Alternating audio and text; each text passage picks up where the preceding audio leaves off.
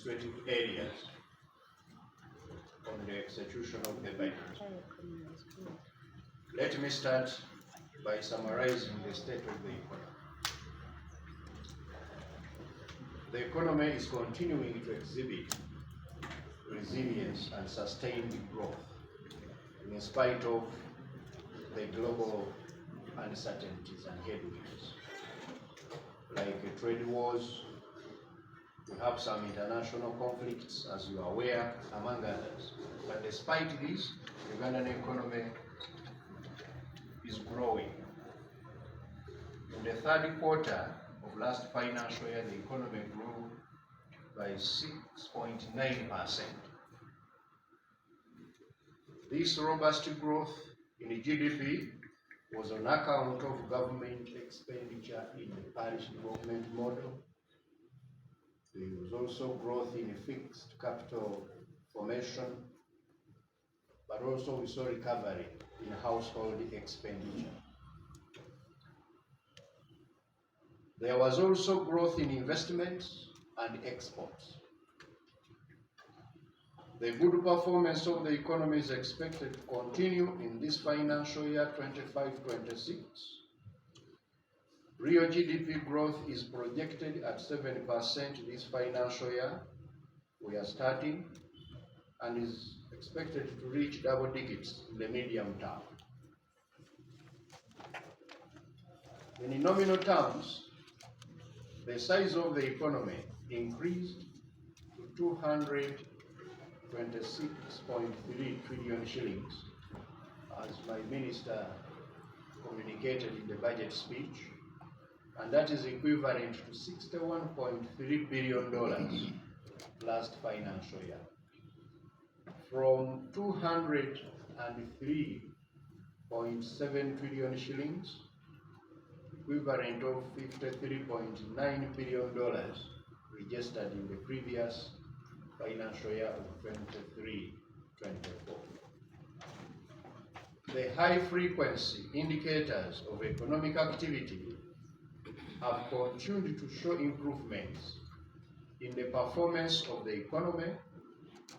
In the fourth quarter, the Purchasing Managers Index, which indicates business operating conditions, stood at 55.6, while the Composite Index of Economic Activity, and this one monitors economic trends, was 178.6, while the Business Tendency Index, compiled by Bank of Uganda to provide insights into the overall business climate, where the business executives respond to a survey indicating whether they are optimistic or not about the economy, they showed optimism, recorded at 59.17 in June. Any index percent.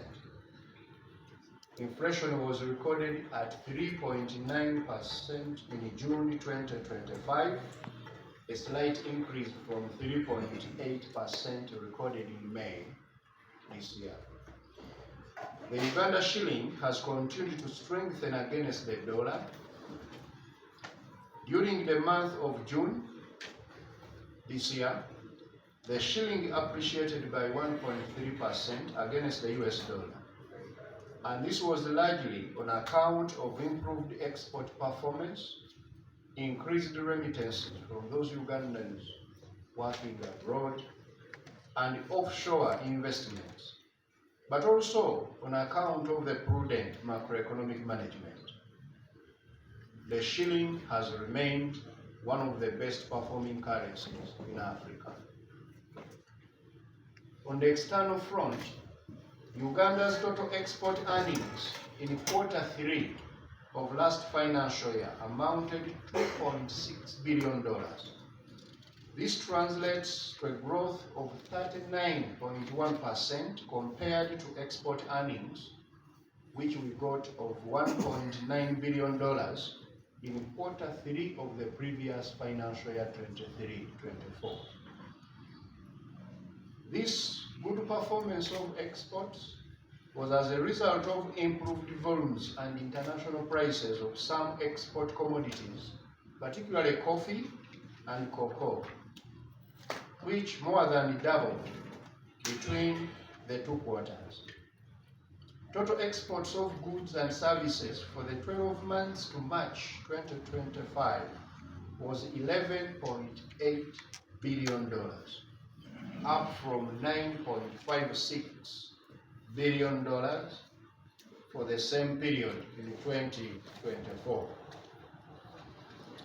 Similarly, the country's import bill grew slightly by 16.5% from $2.619 in quarter 3 of 23-24 financial year to $3 billion in quarter 3 of last financial year. This was mainly driven by the formal non-oil private sector imports.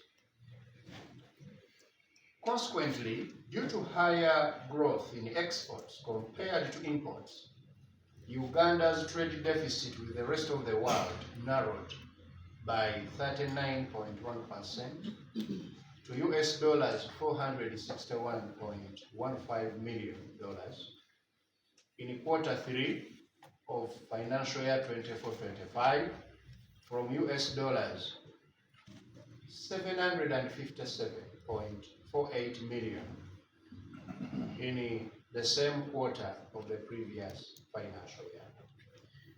I now turn to the foreign direct investments and remittances. Those remittances we earn from Ugandans who are sweeping abroad for quarter 3 of this financial year totaled $304.48 million compared to $231.68 million which they sent home in financial year 23-24 quarter 3.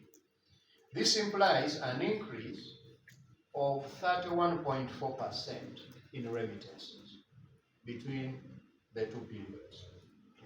The total remittances by these Ugandans who are living and working abroad for the last fiscal year were $1.4 billion compared to $1.33 billion which we had earned the previous year.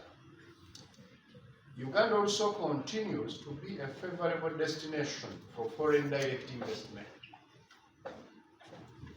which are coming into various sectors of our economy. In quarter 3 of last financial year, FDI amounted to $785.79 million, an increase of 26.3% from FDI which was registered in the same period the previous year. In the 12 months to March 2025, compared to $2.99 billion during the same period in 2024. The balance of payments, BOP, for Uganda is now improving deficit and improving international reserves.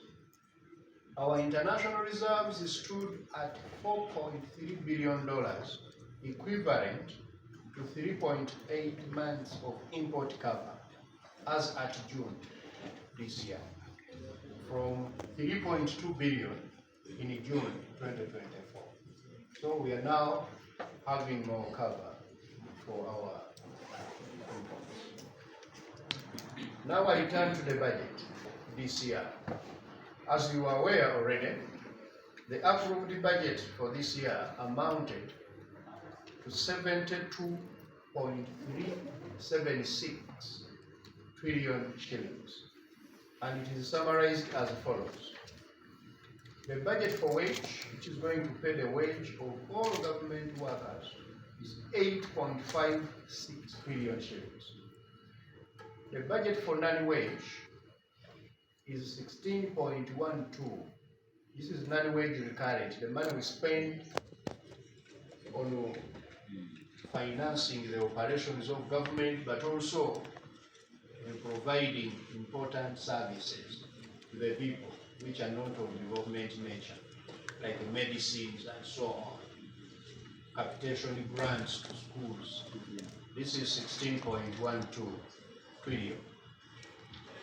Government of Uganda development budget, 6.91 trillion.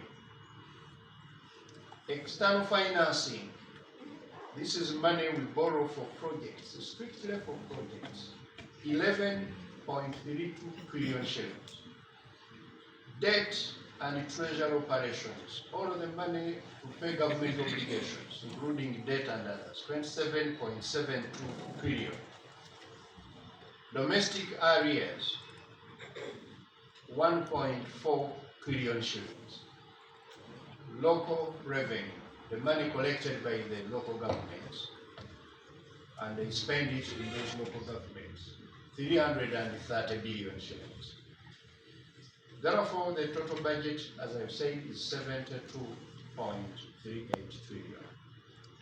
Out of this budget, the money available to finance the activities after taking care of all of the debts and other government obligations, including arrears and so on, is 43.4 trillion shillings.